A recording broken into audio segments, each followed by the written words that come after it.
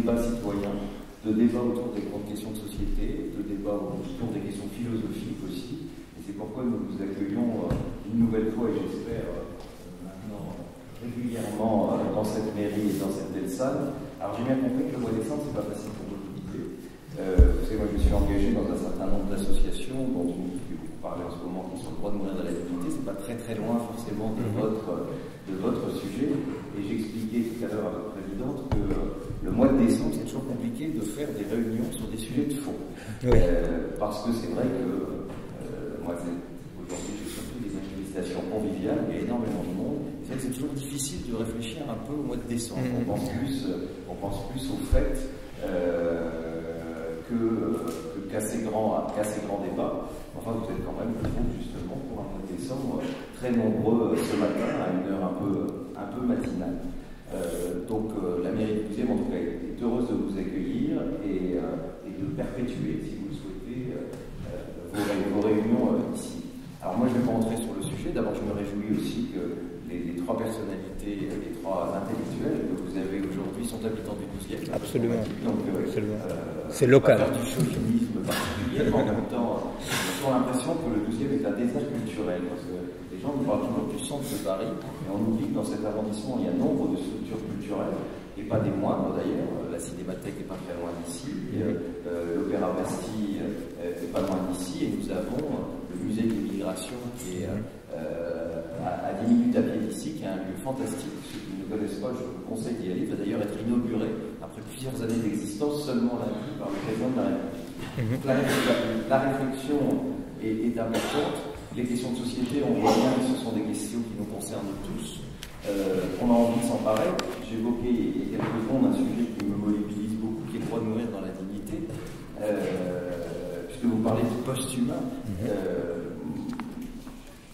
je suis moi toujours surpris que sur certaines questions, et là, désolé d'être un peu en amont de votre sujet, mais c'en est quand même pas très très éloigné, que vous savez, 100% d'entre nous allons mourir.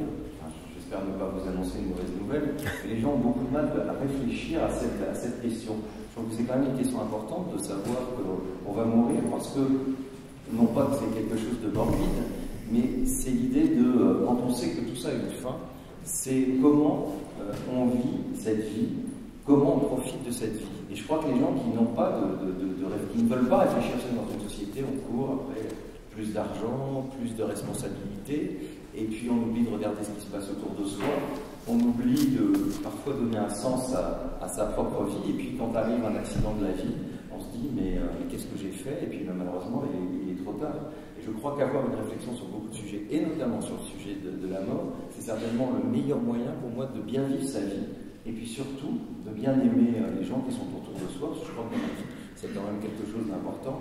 C'est l'amour qu'on donne aux autres, et puis bien sûr l'amour qu'on reçoit. Donc je pense que la réflexion dans tous les domaines, même si quand on touche à la mort, c'est forcément plus tabou dans notre société.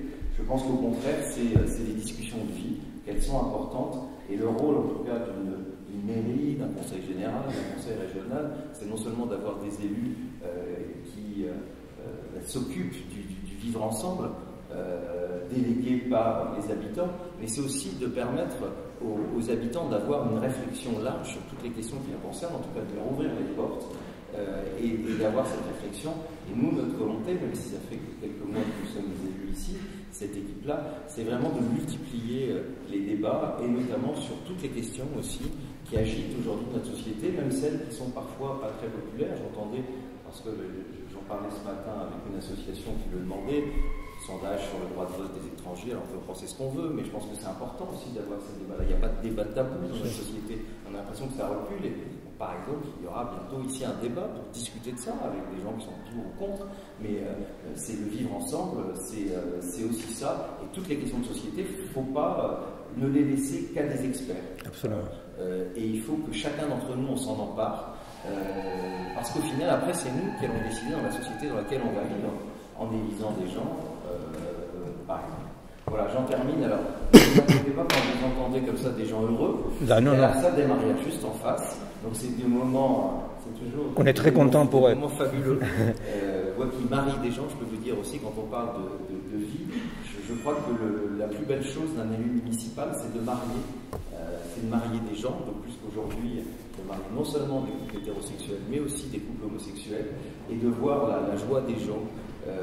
C'est un grand moment, et donc vous allez tout au long de la matinée entendre des bisous, entendre des gens heureux. Merci d'être venus aussi nombreux, malgré vos craintes pour une période de préfète et un samedi matin sous la pluie. Ce n'est pas facile pour personne. Hein. Donc, si vous êtes venus, ça veut dire aussi que ce sujet du post-humain entre rêve et marché vous intéresse, et surtout votre avenir vous intéresse. Parce que c'est votre avenir, c'est l'autre, que nous prépare la Silicon Valley, les transhumanistes scientifiques de la Silicon Valley, dont Martin Legros, rédacteur en chef de Philosophie Magazine, a fait un excellent dossier. Au mois d'octobre, le deuxième et troisième invités sont Miguel Benassayag, psychanalyste et philosophe surtout, ainsi que Bastien Cani, qui est journaliste également. Pour commencer par le commencement, Miguel Benassayag est résistant contre la dictature militaire, guévariste. Il a été capturé, il a été mis en prison pendant 4 ans, il a subi de la torture. Et comme par miracle, parce qu'il est franco-argentin, il avait la nationalité française de sa mère, de par de sa mère, il a été libéré contre les 2 religieuses françaises assassinées par les militaires. Il est aussi animateur de 2 universités populaires qu'il appelle les universités populaires laboratoires social. Voilà, il est toujours dans son engagement. Les 2 universités populaires sont d'une part à Pissenlit, qui travaille sur le lien social et sa rupture, et à Amiens, et il travaille là avec le groupe, une compagnie de théâtre qui s'appelle Théâtre Inutile, pour le titre, et qui lui ont fait des études justement hier devant un public d'Amiens. Cette université populaire s'appelle Art et Époque. Je présente Martin Legros, qui est donc rédacteur en chef de Philosophie Magazine, des philosophes et des journalistes. Et il a écrit, publié 2 livres récemment, qui sont un dialogue, un entretien avec Michel Serres, Palotti, et un dialogue entre Alain Badiou et Marcel Gauchet, 2 philosophes. Voilà pour Martin Legros et Bastien Cani, qui est donc journaliste d'entreprise de journaux professionnels, mais il est au diapason de la vie de l'entreprise, il la connaît de l'intérieur, donc je pense qu'il va tirer le fil entre le post-humain et le divertissement, ce qui est surprenant, mais il va vous dire pourquoi. Le sujet du post-humain, il faut comprendre que les thèmes en soi, le post-humain, le transhumanisme, n'est pas un sujet qui en soi soit très courant, ni en France, ni ailleurs, comme ça. Mais il faut savoir que d'un point de vue de la recherche scientifique, aujourd'hui technologique, c'est vraiment un tout petit peu comme la tête visible de l'iceberg. Parce que même si un chercheur en biologie moléculaire, par exemple, un chercheur en nanotechnologie, le plus probable, c'est qu'ils ne connaissent même pas les mots transhumanisme, post-humain. Ce qui oriente ce travail est, de mon point de vue, non capturé dans cet imaginaire de l'augmentation quantitative, de dépasser les limites, d'améliorer le vivant, n'est-ce pas? Donc, je voulais juste commencer par dire ça, c'est-à-dire que autant le nom peut paraître un peu bizarre, transhumanisme, post-humain, etc., autant ce qui reflète de façon donc un tout petit peu réticulaire est vraiment un moteur très puissant pour un nouvel imaginaire de la recherche aujourd'hui en technologie. et un moteur très puissant aussi pour les financiers, non? C'est-à-dire que c'est sûr que quand on promet vivre 1000 ans, vaincre la mort, vaincre toutes les maladies, améliorer, augmenter l'homme, etc., c'est sûr que c'est très payeur. Alors je voulais juste commencer par 3 définitions, disons neutres, c'est ni pour ni contre du sujet. Quand je lis en français, on comprend que ma carte de séjour elle est presque périmée, alors je demande à Bastien de lire cette définition-là et ces 2-là, s'il te plaît. Alors, posthumanisme désigne la phase ultérieure au transhumanisme, lorsque la transformation de la nature humaine par la technologie aura été achevée. Le posthumain désigne l'être qui, lors de cette phase, remplacera l'humain. Un peu plus lentement peut-être. Singularité. Ce terme désigne le moment hypothétique à partir duquel les machines deviendront seules responsables du progrès technologique, ayant dépassé en intelligence les êtres humains. La métaphore est empruntée aux mathématiques et à la physique. Une singularité est un point ou un objet qui n'est pas défini typiquement parce qu'une ou plusieurs des variables qui le décrivent prennent des valeurs infinies, indiquant le fait qu'on ne peut pas connaître cet objet en ce point. La singularité technologique présenterait la même caractéristique d'indétermination fondamentale dans la mesure où les êtres humains ne peuvent, par définition, anticiper ce que serait un futur construit par une intelligence supérieure à la leur. Transhumanisme, mouvement intellectuel et culturel contemporain qui promeut la transformation de la nature humaine par la technologie. Le terme a été employé pour la première fois par le biologiste Julian Huxley, frère du romancier Aldous, je ne sais pas comment on prononce, Aldous, avant de prendre son sens contemporain sous la plume de Fédérédoun Esfandiari, excusez-moi pour la prononciation, dans les années 1970, publié par la suite dans un livre Are You a Transhuman en 1989. Cela désigne également la phase de transition qui précède le post-humanisme. Alors, au fait, nous sommes dans une période historique qui a commencé grosso modo il y a un siècle, qui est, on peut caractériser comme la fin d'un cycle, non? C'est-à-dire ce cycle que Michel Foucault appelle l'époque de l'homme, la modernité, bon, peu importe. C'est-à-dire, ça marque cette caractéristique de la construction de l'Occident comme la culture qui, à l'image de ce qu'il va décrire Descartes ou Kant, va concevoir l'homme comme ce sujet qui se sépare de la nature, regarde la nature en face et se donne comme objectif la domination, la maîtrise de la nature, n'est-ce pas? L'homme donc n'est plus l'espèce humaine, puisque l'espèce humaine reste pour la modernité de côté de l'animalité. En revanche, effectivement, l'homme est l'homme de l'humanisme, l'homme construit comme ça en Occident et qui construit l'Occident à la fois.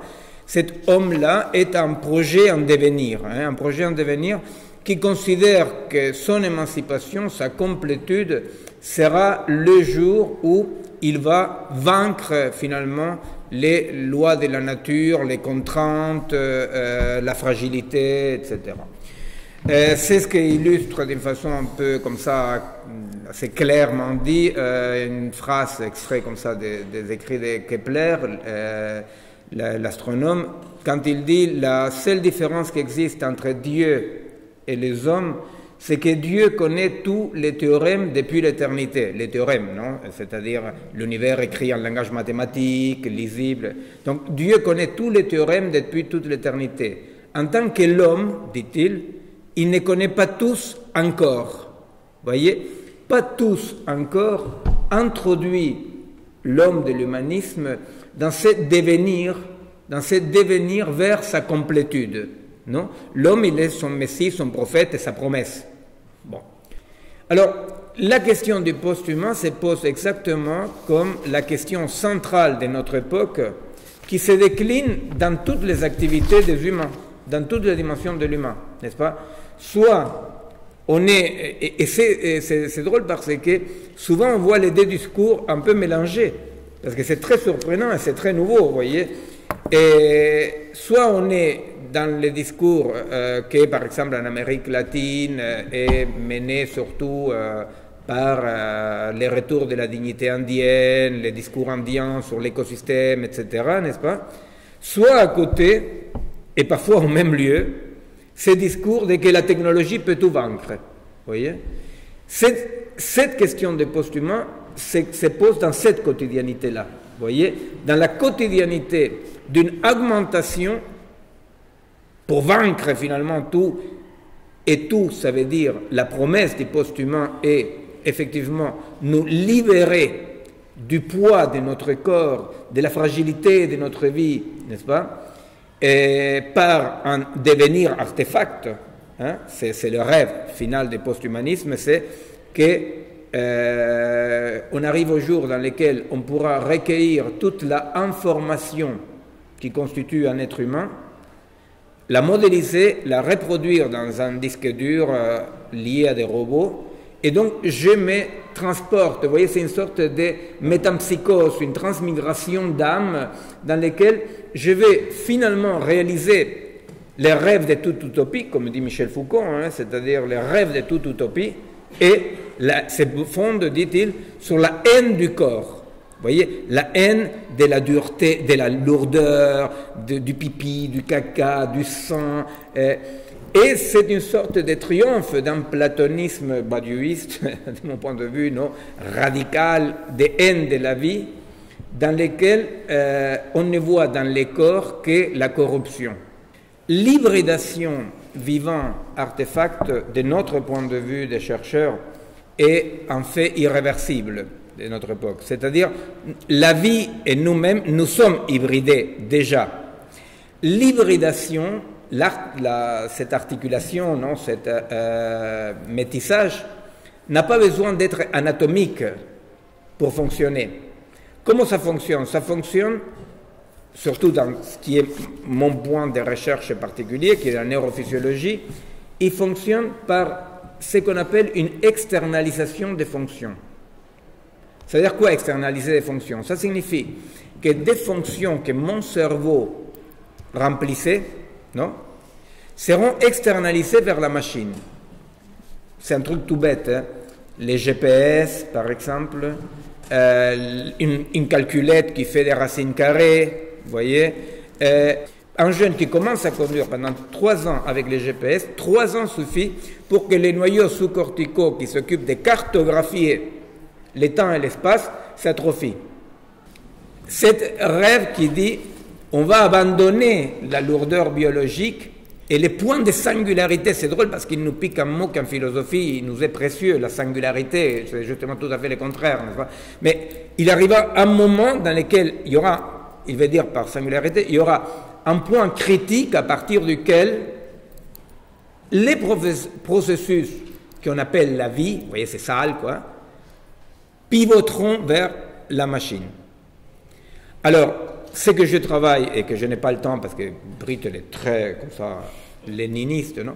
Alors, nous travaillons sur effectivement les régimes de fonctionnement différents entre l'artefact et le vivant, que pour le dire d'une façon un peu jargonnante, mais qu'au moins Martin va comprendre, effectivement, non, jargon dans le sens noble, et les possibles techniques, ce qui est possible dans la technique, ne correspond pas au compossible biologique. Vous comprenez? C'est-à-dire, le compossible, c'est un concept de Leibniz. Ça veut dire que tout ce qui est possible en théorie, dit Leibniz, n'est pas possible en pratique.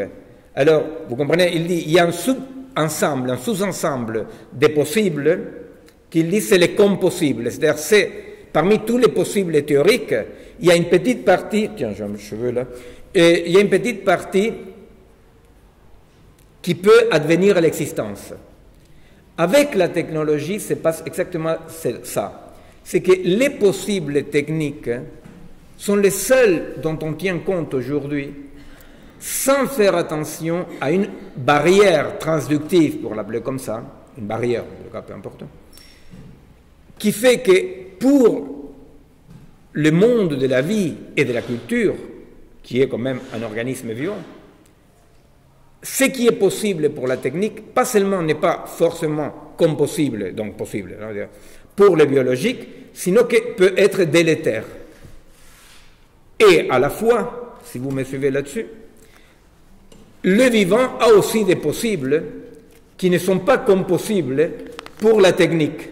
Voyez ? C'est-à-dire que le vivant connaît des dimensions, des liens de subtilité, des temporalités contradictoires et non linéaires qui ne sont pas modélisables et reproductibles, donc possibles pour la technique. Ce que notre époque a du mal à comprendre, c'est cette conflictualité qui existe entre deux dimensions, deux modes d'être différents, qui ne sont pas forcément un affrontement. Donc aucun de mes propos est technophobe. Je dis, l'hybridation est une réalité. Mais simplement, cette hybridation doit être, en tenant compte, un régime d'altérité radicale que, je vous donne ça et après je vous donne un exemple, que de notre point de vue est le même qui existait entre la langue, quand l'humanité a acquis la langue, c'est-à-dire, vous savez qu'il y a des discussions éternelles là-dessus, sur comment est-ce que la langue est advenue à l'espèce humaine, n'est-ce pas? Et quand l'humanité acquit l'écriture. Nous croyons qu'il y a trois grandes mutations, la langue, l'écriture et la digitalisation. Dans la langue et dans l'écriture se passe la même chose. On peut dire des choses, on peut écrire des choses, et l'humanité toujours a eu le désir d'épuiser, écraser la force contradictoire du vivant dans la langue ou dans l'écriture. Vous voyez? Dans la langue, dans laquelle le verbe est tout, pouvoir tout dire. Et dans l'écriture, parlons pas, c'est-à-dire c'est Michelet dans l'histoire, c'est Mallarmé, devenir libre, vous voyez, livre dans un livre, non? Livre, avec les B et les V, livre. Devenir libre, au pouvoir tout dire.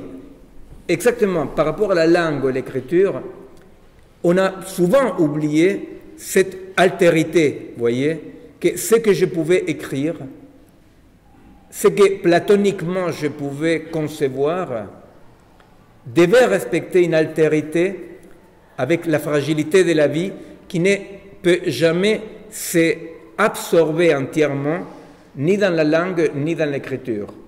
Avec la technologie, pour nous, c'est le même dispositif.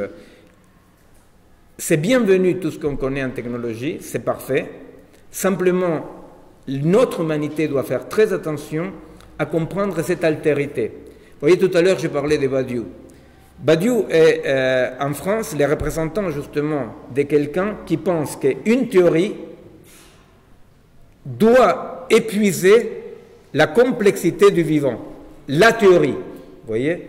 Eh bien, justement, les post-humanistes et la plus haute technologie aujourd'hui pensent qu'effectivement, le vivant peut tout être à travers la théorie de l'information, qui est l'idéologie dominante dans notre époque, que je peux tout modéliser parce qu'il n'y a que de l'information qui circule. Vous voyez bien la macroéconomie néolibérale derrière, n'est-ce pas? Il n'y a que de l'information qui circule. Je peux recueillir cette information et la modéliser. C'est parfait. Simplement, la mémoire organique et cérébrale se base sur un principe central qui est l'oubli. La mémoire organique se base sur l'oubli et la reconstruction des souvenirs en permanence. Alors, vous voyez là, dans cet exemple tout bête, que bon, nous on le développe après en travaillant, voir comment ça s'est fait, n'est-ce pas? Mais je vous présente juste le motif du travail, n'est-ce pas? On voit bien là comment il y a une sorte d'oubli, justement, de la fragilité qui est suspect. Comment ça s'est fait que des collègues qui connaissent la neurophysiologie 10 fois mieux que moi, ils ont simplement oublié que le mécanisme central de la mémoire est l'oubli. Vous voyez? Un'altra delle cose Miguel, de ce propos très, très philosophique. En réalité, mon propos sera principalement de vous faire part de vous donner en main, parce qu'il me semble que vous avez donné beaucoup d'éléments, Miguel, mais que la question ne se situe pas uniquement dans une question scientifique ou dans une question que fait la science et quel jugement moral ou quelle limite doit-on apporter à tout cela. Il me semble qu'on n'a pas tout à fait pris la mesure, encore en Europe, du fait que ces questions qui nous reviennent un peu comme je dirais au jour le jour, nous découvrons qu'il y a des possibilités nouvelles qui nous sont offertes.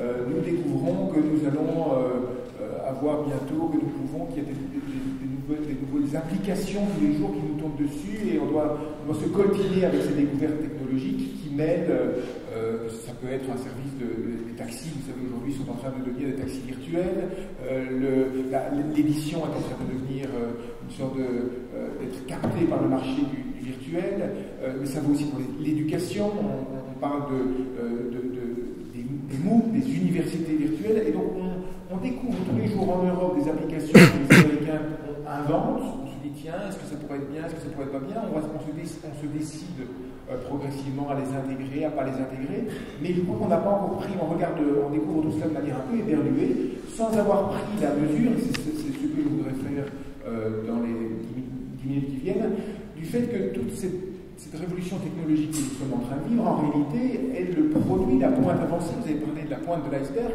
mais oui, c'est de cela qu'il s'agit, d'un projet, d'un nouveau programme, d'une nouvelle redéfinition du progrès, qui a une cohérence intellectuelle, qui a une cohérence métaphysique, éthique, politique très très grande, et je crois qu'il faut d'abord, si vous voulez, avant de se demander si est-ce que je suis pour le fait de transplanter éventuellement mes souvenirs à mes enfants sur un logiciel pour qu'ils puissent, ou que mes petits-enfants puissent les découvrir, il faut peut-être avant de se positionner sur des questions techniques très précises, mesurer que les Américains ont réinventé dans les 30 dernières années, ils ont réinventé l'idée, une nouvelle définition du progrès. Et ils l'ont réinventé sur des bases qui ne sont pas si éloignées de ce que fut notre grande idée du progrès. Nous, Européens, avons renoncé en partie au progrès suite au cauchemar que fut le XXe siècle, avec le fait que la science et les techniques, qui avaient été le fer de lance de l'idée du progrès, eh bien, avaient participé au pire. Et donc, nous sommes aujourd'hui dans des éthiques, à propos de Miguel, il y avait de cela, des éthiques des limites que nous nous imposons à nos pouvoirs. Nous avons découvert l'énormité de nos pouvoirs et l'éthique aujourd'hui nous apparaît comme des limites à poser à nos pouvoirs. Comme une éthique, je dirais, réactive, pas au sens péjoratif du terme. Essayer de poser des limites compte tenu des mesures dont nous avons pris connaissance au XXe siècle. Eh bien, les Américains, je dirais, même s'ils ont vécu cette histoire, l'ont vécu de beaucoup plus loin et n'en ont pas tiré aucune, je dirais, une culture de l'inquiétude ou de l'angoisse morale. Ils ont, au contraire, avec le pragmatisme qui est le leur, mais aussi avec la religiosité du progrès qui est encore la leur, ils ont réinventé le progrès. Et en réalité, les figures, des discours du progrès qu'on trouve aujourd'hui aux États-Unis, nous apparaissent à nous très naïves. L'idée d'allonger indéfiniment la vie, l'idée de réparer les corps, tout ça nous apparaît un peu naïf, même si en réalité ça se monnaie dans des technologies de plus en plus précises. L'ensemble nous paraît un peu naïf. Quand on regarde de plus près, il n'est pas si facile de déconstruire ce grand projet, cette nouvelle définition du progrès, parce qu'elle ressemble très étroitement à tous les discours du progrès que nous avions élaborés au XIXe siècle. Il suffit de se souvenir des utopistes du XIXe siècle, Fourier, Leroux, Hugo. Pensez à la préface de Victor Hugo au Misérable, ce texte extraordinaire qui était un peu le bréviaire du progrès du XIXe siècle. Eh bien, beaucoup de ce que dit Hugo à propos de l'électricité notamment, qui va permettre une énorme communication et que la Terre communique entre elles, est une formidable anticipation de ce que les Américains ou de ce que le transhumanisme nous propose de faire aujourd'hui. Donc, ce que je veux dire par là, c'est qu'il n'est pas si évident que cela, il ne va pas être si facile que cela, de déconstruire cette nouvelle définition du progrès, quelles que soient les appréhensions, les inquiétudes que nous, Européens, avertis par les dérives que la technique et le pouvoir de la science peut avoir, eh bien, il ne va pas être si facile que cela de déconstruire cette redéfinition du progrès. Alors, le programme, en quelques mots, à mon avis, il y a Miguel, tu utilisais la métaphore de l'iceberg, j'utiliserais moi la métaphore de la fusée, et qui est assez technologique, moins naturelle. Et la fusée, elle a plusieurs étages. Elle a d'abord un étage qui est un étage scientifique. Cet étage scientifique, il est fondé sur la grande révolution scientifique des 30 dernières années, qui est le fait qu'une science particulière, vous savez, dans les grandes révolutions scientifiques, il y a toujours une science qui est à la pointe. La révolution astronomique, c'était l'astrologie. La physique einsteinienne, c'était la physique fondamentale. Il y a chaque fois une science qui est à la pointe d'une redéfinition d'un âge scientifique. Eh bien, depuis 30 ans, une science en particulier est aujourd'hui à la pointe. Si vous regardez au CNRS les financements qui vont en premier dans laquelle science, c'est aux neurosciences. Miguel en a parlé déjà un peu précisément, mais il vaut la peine de marquer le coup, c'est-à-dire que nous sommes aujourd'hui sous l'effet d'un nouveau paradigme scientifique qui a diffusé au-delà de la science. Ce paradigme se diffuse dans des recherches très concrètes, et l'idée étant, si vous voulez, qu'on progresse, même si c'est on est d'après les spécialistes, on est au tout début du programme. L'idée est d'abord de cartographier les activités du cerveau. Nous avons eu accès par l'imagerie cérébrale à la vision de ce qu'il se passe dans notre cerveau quand, pour toutes nos activités, de la moindre perception au calcul le plus abstrait, voire même au jugement moral ou à l'empathie, nous voyons si j'ai de l'empathie par rapport à Miguel par rapport à son accident de voiture hier, eh bien, on est aujourd'hui capable de voir qu'est-ce qu'il se passe dans mon cerveau quand Miguel m'informe de son incident d'hier et de la situation périlleuse dans laquelle il était. Bien, donc c'est une cartographie générale des activités du cerveau qui est en route. Et cela, c'est une révolution scientifique. On peut faire tout ce qu'on veut, elle est assez gigantesque et elle n'est encore qu'au tout début. Elle n'est encore qu'au tout début parce que pour le moment, ce n'est que dans un sens que ça se passe. C'est-à-dire qu'actuellement, on peut, si vous voulez, identifier une zone du cerveau s'active si je fais un jugement. Il pleut ce matin, donc c'est telle zone du cerveau associée au langage, au jugement qui s'allume. Bientôt, c'est dans l'autre sens qu'on va être capable de le faire. C'est-à-dire que remonter depuis les décisions, non pas trouver le phénomène physique qui correspond à une actualité, ou neurologique qui correspond à une actualité intellectuelle, mais à l'inverse, remonter et peut-être produire des jugements à partir de connexions neuronales. Vous voyez l'entrée que ça donne. Aujourd'hui, on arrive par exemple, vous dire c'est à la fois minuscule et génial, on arrive par exemple, si on met une souris en Bolivie, dans un laboratoire en Bolivie, et une autre souris dans un laboratoire à New York, eh bien, on va les brancher avec des électrodes, et on va savoir, si on dit à la souris, on les met dans des sas, et on leur met un fromage d'un côté, un fromage de l'autre, et s'ils font une prouesse, eh bien, ils parviennent à avoir le fromage, ils parviennent à résoudre le problème. Eh bien, la souris qui n'est pas du tout au courant de la situation de la souris américaine, qui n'est pas du tout au courant de la situation de la souris bolivienne, simplement par connexion neuronale, la souris qui a trouvé l'astuce et qui a résolu le problème, la transmet par connexion neuronale à la souris américaine. Ouais. Ce qui veut dire que, ça vaut pour les souris, on n'est pas encore du tout à ce niveau-là, au niveau des hommes, et on n'a pas encore du tout élaboré comment se traduit, si vous voulez, un influx nerveux dans un jugement intellectuel. Mais la voie est ouverte, c'est vers cela que l'on va. Les transhumanistes dont vous parlez, Miguel, s'emparent de ces possibles nouveaux qui se dessinent pour nous proposer l'idée de la singularité, c'est-à-dire que bientôt nous allons fusionner avec ces machines super intelligentes, voire même, il ne faut plus raisonner dans ces cas-là en termes de l'homme et de la machine, il faut raisonner en termes d'un homme qui a ou bien incorporé des pouvoirs nouveaux grâce à la machine.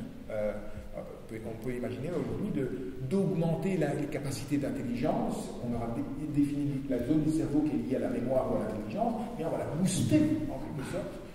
Donc on va incorporer des capacités nouvelles, ou bien on va télécharger notre cerveau dans un ordinateur en attendant, c'est des rêves les plus fous, en attendant par exemple que nos corps soient à la hauteur, et que nos corps qui aujourd'hui vivent 80-90 ans, que nos corps vivent plus longtemps. Donc on va télécharger notre cerveau dans l'attente d'un nouveau corps, avec des questions quand même assez stimulantes, et même métaphysiquement stimulantes. Descartes n'aurait pas mieux rêvé que pour refaire un discours de la méthode. Comment concevoir notre rapport au corps, lui qui le pensait déjà un peu comme une machine, comment le concevoir si on se dit, ben voilà, qu'est-ce que c'est que, imaginons que ce soit possible, que je transplante mon cerveau dans un logiciel, on enterre mon corps, ou on le met dans un bain de cryogénisation, on le répare, et puis qu'est-ce qui se passe de ce corps qui retrouve un esprit après une phase de temps diminuée? C'est abyssal, c'est un peu de la science-fiction, et de nombreux auteurs de science-fiction ont alimenté l'idée transhumaniste.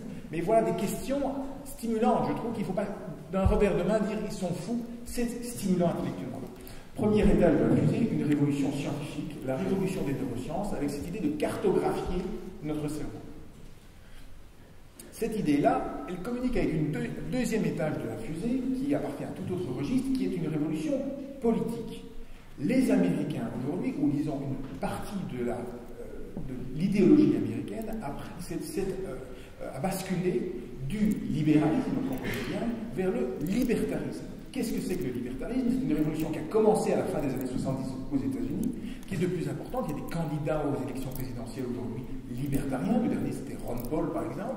Il recrute de plus en plus de succès. Et l'idée est la suivante. L'idée est que les individus peuvent faire société sans État. C'est-à-dire que l'État apparaît, ce n'est pas uniquement des gens de droite ou d'extrême droite qui sont. C'est diffus, il y a une extrême gauche libertarienne, comme ça diffuse un peu partout. Et l'idée est que l'État, en réalité, empêche les individus de vivre la vie, de nouer des contrats et des associations. C'est là où on renoue avec les utopistes français. Les premiers socialistes sont des socialistes contre l'État, qui disent les individus sont assez grands, sont devenus autonomes et peuvent nouer des contacts les uns avec les autres sans avoir besoin de l'autorité paternelle du grand État qui va leur dire oui, vous pouvez vous marier, non, vous ne pouvez pas vous marier. L'idée d'une société en quelque sorte autorégulée. Vous voyez les connexions que ça peut avoir avec l'idée du marché et le nouveau marché mondial. Il se fait que cette idée libertarienne qui traîne depuis une trentaine d'années en philosophie politique américaine, chez des idéologues, chez des politiques, a trouvé dans le nouveau réseau, Internet, son outil de rêve. Qu'est-ce que c'est que l'Internet? Sinon une formidable machine à relier les individus sans en passer par un tiers. Vous voyez aujourd'hui la ruine des journaux, j'en parle de façon très à l'aise, si je puis dire. Elle tient à quoi? C'est que les individus aujourd'hui, ils échangent des opinions sans en passer par des journalistes. Et c'est très bien pour une part. Ils n'ont plus besoin de tiers pour échanger. Ils passent par Internet.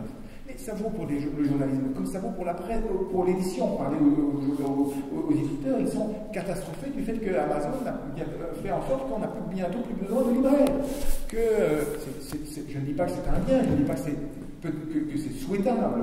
Je dis que l'idéologie d'Amazon est de dire que le lecteur et l'auteur peuvent entrer en contact l'un avec l'autre sans avoir besoin de passer par un libraire. Il va dire ça c'est bien, ça c'est pas bien, le pas bien je ne vous présente pas, je vous présente. Et donc il y a l'idée d'un réseau qui permet aux individus de se lier les uns aux autres. Ça, c'est le deuxième étage de la fusée. À la fois une philosophie politique libertarienne, les individus nouent des contacts, sans l'État. Et pour vous dire que ça se monnaie tout de même dans des choses, dans des projets utopiques un peu concrets, aujourd'hui, toute une série de gens qui sont à la fois des magnats du réseau et qui flirtent avec les idées transhumanistes, sont en train d'imaginer, d'acheter des îles, par exemple, dans les territoires internationaux, dans les mers internationales, où ils veulent implanter en 2030 ou en 2040 des nouvelles sociétés sans État. Avec la dimension utopique que ça peut avoir, c'est-à-dire la conquête de l'Ouest est finie, eh bien on va aller plus loin, on va aller sur cette terre et on va créer des sociétés sans État qui feront réseau et qui n'auront plus besoin d'autorité supérieure pour inventer ce qu'elles sont. Deuxième étage de la fusée. Le troisième étage de la fusée, je dirais, c'est un étage, non pas le premier étage scientifique, deuxième étage de la fusée politique ou juridique, politique. Troisième étage, il est quasiment métaphysique celui-là. c'est, Miguel en a déjà parlé vraiment, je serai bref, c'est l'idée que, très américaine, très pragmatiste, que, en quelque sorte, nous, Européens, nous raisonnons en termes de conditions humaines. C'est-à-dire nous réfléchissons à l'éthique, à la morale et même, je dirais, à l'existence. Nous réfléchissons en termes de conditions. Nous sommes des êtres sexués, des êtres qui vivent dans le temps, qui ont une histoire, qui se racontent cette histoire, qui ont besoin de se la raconter pour progresser. Et donc, il y a une série d'éléments de notre condition qui nous sont donnés et à partir desquels nous élaborons notre morale. Les Américains ont toujours eu un rapport beaucoup plus pragmatiste avec la condition humaine, qui ne leur apparaît pas comme une donnée reçue, héritée, mais plutôt comme une série de problèmes techniques auxquels il y a toujours une solution à trouver. Et ça leur vaut quand même de trouver beaucoup de solutions, mais ça leur vaut aussi quelques fantasmes. Et un des grands fantasmes qui est au cœur du transhumanisme aujourd'hui, c'est cette idée que une question comme la mort, qui est quand même la grande question métaphysique, Homer nous disait qu'en effet c'est une question entre laquelle il ne peut pas ne pas se décider, eh bien pour de nombreux transhumanistes aujourd'hui, ils vous disent de gaieté de cœur, mais en réalité la mort, vous Européens, vous êtes toujours comme Shakespeare, comme Hamlet, devant le crâne de son père, en train de se demander quel est le sens de sa vie. La mort est une question technique à laquelle nous allons trouver une solution technique. Et il dit ça à la fois avec une très grande naïveté et avec une forme de religiosité du progrès et de la technique. Mais ça vaut aussi pour le corps. Le corps nous apparaît nous comme une condition donnée, un corps fragile, disait Miguel, un corps, mais qui ne peux jamais voir entièrement, qui dépend du regard que vous portez sur moi. Je ne me vois pas de dehors, d'au-dessus, de côté, donc qui fait que je suis lié aux autres, que cette condition d'incarnation établit des limites à ma perception. Voilà un peu notre vision d'appréhender le corps. Eh bien non, pour eux, le corps, c'est un outil, un instrument de déplacement. Et ça permet d'agir sur ce corps, et on peut le transformer à notre guise. Donc voilà, à mon avis, les trois étages. Si vous fusionnez ces trois étages, ils sont déjà assez, intellectuellement, c'est déjà assez stimulant, je trouve, de prendre au fait connaissance que quand même, tout ça s'articule, il y a chaque fois des philosophes, des scientifiques, des chercheurs qui proposent des choses, c'est de plus en plus articulé. Je ne suis pas sûr qu'en Europe, on ait pris la mesure de la cohérence de ce projet. Si vous fondez ces étages de la fusion, vous avez l'idée d'une science qui permet de nous mettre en réseau. Finalement, le cerveau, c'est quoi? C'est un réseau de neurones. Eh bien, le réseau de neurones, on va le mettre sur le réseau numérique. Donc, ils vont communiquer. Par ailleurs, on a aujourd'hui une économie qui est un réseau quasi mondial, qui va pouvoir assurer une chambre d'écho quasi mondiale à ce réseau. Enfin, si on ajoute une métaphysique qui permet quoi? Qui est à la fois une métaphysique technologique et une métaphysique hyper libérale, qui dit qu'il n'y a pas une condition de l'humanité commune que nous partageons tous, mais que chacun a le droit de modifier sa condition à loisir. L'un voudra vivre 120 ans, l'autre 150. Oui, mais si il y a des humanités à 150 ans et des humanités à 40 ans, il n'y a plus de conditions communes. S'il n'y a plus de conditions communes, y a-t-il encore un droit commun, une éthique commune? Si vous avez des humanités à 150 ans en Amérique du Nord et des humanités chez nous pauvres Européens qui auront mis des limites à ces dérives ou dans d'autres régions où ils n'ont pas les moyens d'accéder à cette augmentation de l'humain, les droits de l'homme pour lesquels Miguel Benazé avait quelques réserves, à mon avis, vont prendre là un sacré coup. C'est-à-dire que les droits de l'homme n'ont de sens que s'il y a une humanité commune derrière. Et qu'est-ce que c'est que de vivre 150 ans par rapport à 80? C'est une nouvelle humanité. Ou qu'est-ce que c'est que de réapparaître après avoir été mis au frigo, si je puis dire, pendant 20 ans? Quelle expérience de l'humanité? Il y a eh bien, tous ces gens envisagent de manière assez, c'est ça qui est le plus inquiétant, avec une naïveté et une candeur, cette possibilité. Je vous donne juste un exemple que je trouve éthiquement le plus sidérant. Vous savez qu'il y a aujourd'hui des projets que Google, par exemple, a un projet de voiture automatique. C'est pratique, finalement, on ne devra plus conduire, on pourra lire et la voiture conduira pour nous. Simplement, ce sera donc un logiciel qui sera relié et il vous explique qu'il y aura beaucoup moins d'accidents parce que le satellite voit venir l'autre, empêche les accidents, etc. Simplement, il y aura toujours des accidents, mais il y aura des accidents qui seront beaucoup moins hasardeux, beaucoup plus programmés.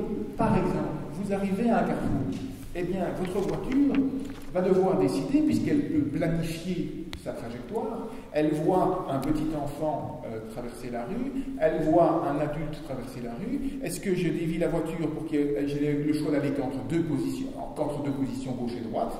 Eh bien, est-ce que je sacrifie un enfant ou est-ce que je sacrifie un adulte? Voilà les questions éthiques qui vont être résolues dans les logiciels de nos voitures à venir, qui seront chargés, c'est là où le commun est en train de se fragmenter. Chacun pourra faire son choix entre une éthique utilitariste qui considère qu'un enfant ou un enfant handicapé vaut moins qu'un animal et que donc il vaut mieux écraser un enfant. Je dis ça, je ne dis pas ça avec joie, je dis ça c'est un cas purement hypothétique, rassurez-vous, mais je veux dire, le possible intellectuel est quand même intéressant, c'est-à-dire que nous allons devoir charger des logiciels peut-être éthiques dans nos voitures. Voilà en tout cas cette question-là. Elle fait l'objet aujourd'hui d'un programme de recherche de l'université de Stanford qui réfléchit au futur logiciel éthique de nos voitures. Donc je ne dis pas que ça va se faire, je dis simplement que voilà ce à quoi ils sont en train de réfléchir. Donc voilà les possibles. Si j'ai encore 3 minutes, je voudrais simplement dire, de mon point de vue, quels sont les problèmes que ça cause et quelles sont les questions qui surgissent. Vous avez dans le et quelles sont les réactions politiques et philosophiques qu'on peut avoir par rapport à ce projet. Les problèmes que ça pose, moi j'en identifie, disons, deux. C'est d'abord un problème métaphysique, on en a parlé, une redéfinition peut-être de l'humanisme, Miguel l'a dit, c'est-à-dire que moi je crois que l'humanisme n'est pas uniquement le visage sombre dont il a été fait mention, et je crois que les droits de l'homme en particulier, l'idée de l'homme qui est derrière les droits de l'homme, a permis notamment de s'élever contre le colonialisme, de s'élever contre, et que c'est au nom de cette idée-là qu'il faut préserver. Et cette idée-là, elle n'est justement pas l'idée d'un homme déterminé ou d'un homme déterminable, d'une figure dont nous possédons les capacités ou les compétences. Il me semble que l'idée de l'homme qui est derrière l'humanisme, derrière le droit de l'homme, c'est l'idée d'un homme indéterminé. Et que c'est cette indétermination de l'homme, un homme en quête de lui-même, qui a justement à déclarer ses droits pour les connaître, qui ne les connaît pas au préalable. Et que l'erreur de tous ces dérives, c'était de dire, nous savons qu'est-ce que c'est que l'homme, et nous allons le dire aux autres et l'apprendre aux autres, et nous allons délimiter les droits qui appartiennent aux uns et pas aux autres. Non, la figure de l'homme qui est derrière les droits de l'homme est une figure indéterminée, et c'est cette indétermination qui est précieuse et à préserver. Et si demain je peux moi décider de la durée de vie de mes enfants, si demain je peux décider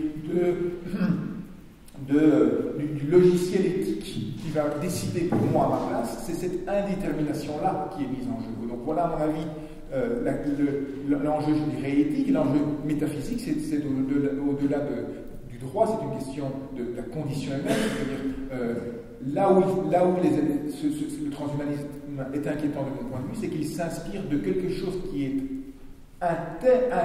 endogène, si je peux dire, au projet moderne, qui est l'idée que l'homme n'est rien qui peut se faire. Déjà Pic de la Mirandole le disait, c'est parce que l'homme n'est rien qu'il est libre et qu'il peut se faire.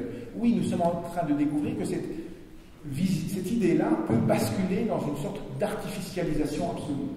Le philosophe Merleau-Ponty avait cette formule assez saisissante qui disait, dans les technologies contemporaines, dans la science contemporaine, il y a cette impression un peu bizarre que l'homme devient le manipulandum qu'il prétend être. C'est-à-dire, nous réduisons à une sorte de machine pour essayer de comprendre, nous réduisons notre corps à une machine pour essayer de formaliser, de le comprendre, mais ce n'est pas pour autant que nous sommes la machine que nous formalisons. Eh bien, les technologies contemporaines, en quelque sorte, nous transforment dans le manipulandum que nous avons prétendu hypothétiquement être pour se connaître. Et la question est de savoir s'il ne faut pas redécouvrir en deçà de l'homme-machine une expérience dont Miguel a déjà dit quelques traits essentiels. Donc voilà, à mon avis, les questions que ça pose. Et dernier élément, qui ne va pas être, je dis ceci, ça ne va pas être facile de reconstruire cet humanisme. Précisément parce que nous vivons à un moment où l'homme est en train dans son rapport à la nature, notre rapport à la nature est dorénavant non pas cet objet extérieur qui fonctionne tout seul, mais la nature est sous notre garde. Et donc nous avons en partie incorporé la nature. Elle ne nous apparaît plus comme une limite extérieure. Et donc l'homme, l'a très bien dit Miguel, l'hybridation, elle est de fait. Et donc nous allons devoir travailler non pas avec des limites circonscrites entre l'homme, la machine, les animaux, la limite avec les animaux elle est aussi flottante. Nous allons devoir reconfigurer des éthiques dans une sorte d'hybridation en marche généralisée, je dirais, des sphères qui apparaissaient comme des sphères circonscrites. La nature, l'humanité, le corps, l'âme, tous ces partages métaphysiques sont en train de bouger, et c'est je ne crois pas que c'est en revenant à la fixité des anciens partages qu'on va arriver à inventer des répliques au transhumanisme, s'il faut faire des répliques, s'il faut leur opposer des répliques. Je crois que c'est en travaillant justement sur la question d'une hybridation qui respecterait la fragilité, la condition incarnée, le rapport à la mort, etc.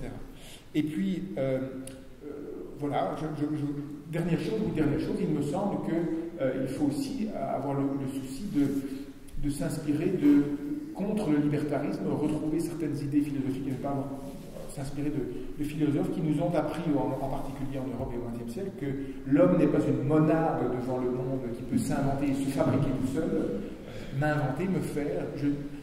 Peut-être que la condition humaine n'est pas à disposition de chacun, mais qu'elle est d'abord une expérience commune. Et là, je m'inspirais davantage de Hannah Arendt qui disait que ce qui définit la condition humaine, c'est essentiellement la pluralité et la natalité. La pluralité parce que nous sommes plusieurs à habiter le monde et que nous faisons immédiatement l'expérience du petit enfant jusqu'au citoyen, l'expérience de cette pluralité, que c'est vivre humainement, c'est vivre dans cette pluralité. Et deuxièmement, la natalité, nous naissons au monde, et c'est parce que nous naissons, l'animal arrive comme il n'y a pas de naissance à proprement parler dans le monde animal, c'est un événement biologique, la naissance. Nous naissons comme c'est un événement, la naissance, et c'est la condition de notre liberté, et des projets transhumanistes qui, en quelque sorte, feraient de l'humanité, des humanités, un projet technologique, mettent peut-être en péril cette idée d'une possibilité ancrée dans notre natalité d'initier, de commencer des choses sans que l'on ait défini pour nous ce que nous allons commencer. Je vous remercie.